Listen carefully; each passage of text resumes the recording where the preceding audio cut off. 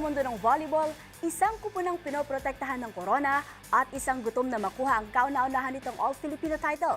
Yan ang ating matutunghayan sa finals match ng Creamline Cold Smashers at Petrogas Angels mamayang gabi para sa PVL All-Filipino Conference. Ang mga dapat nating abangan sa report nito.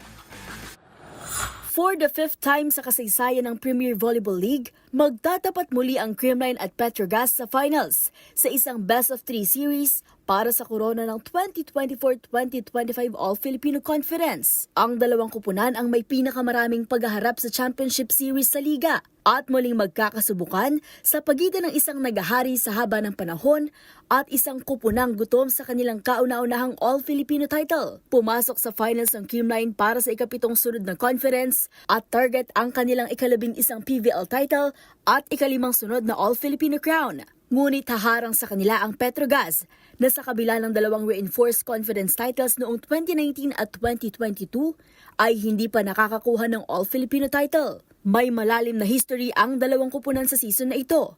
Nanalo ang Creamline sa kanilang unang pagtatapat noong November 6 sa Inaris Center Antipolo sa straight sets. Ngunit nakaganti ang Petrogas sa mas mahalagang laro, ang semifinals opener sa parehong venue. Sa elimination at playoffs round, nakapagdala ang Creamline ng 15-2 win-loss record, habang ang Petrogas naman ay mayroong 16-2 record. Pagkatapos matalo sa quarterfinals opener kontra Zeus Coffee, sunod-sunod na ang panalong naitala ng Angels para masiguro ang pagpasok sa finals. Habang ang Cold Smashers naman ay nakabangon mula sa semifinals loss at nilampaso ang Akari at Chocomucho para maisalba ang kanilang season. Pagdating sa lineups, ang Creamline ay may 5 conference MVPs, kabilang na sina 3-time MVPs Alyssa Valdez at Tots Carlos, na suportado nila Gemma Galanza, Bernadette Pons at Michelle Gumabao.